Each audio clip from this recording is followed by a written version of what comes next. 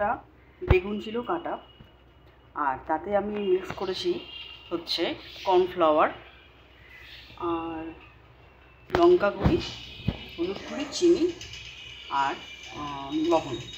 আর যেটা আমি এই মুহূর্তে যেটা মেশাবো সেটা হচ্ছে কারি লিভস দিয়ে আমি রান্নাটা প্রসেস করব। তো এমনি তো সবাই খাও তোমরা, তো কারি লিভস দিলে কেমন ফ্লেভারটা হয় সেটা দেখব।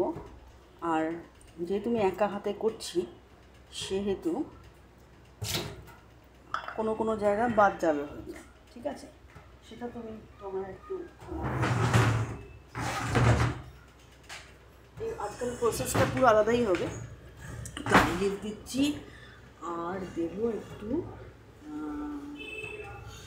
ওটাকে কী বলো তোমরা, ওটা হচ্ছে সাদা মতো দেখতে হয়, এটা কি বেশ, হ্যাঁ এই যে এটাকে কি সাদা তিল বলে? তাহলে সাদা তিল, হ্যাঁ এটাকে ম্যারিনেট করে কেমন খেতে হবে বলো, আমি তো এটা করছি।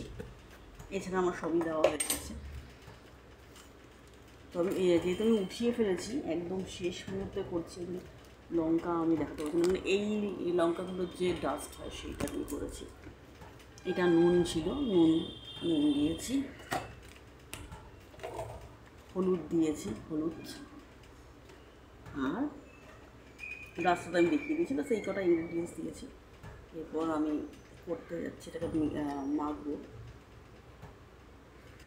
একটু মেখে নেব, মাখছি, দেখো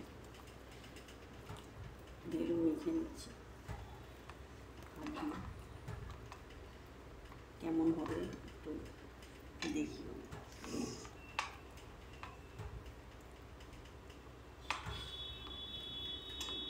এটা আমি নতুন ট্রাই করছি, মানে এরকম কোনো ট্রাই করিনি, তো এটা ফার্স্ট ট্রাই করছি।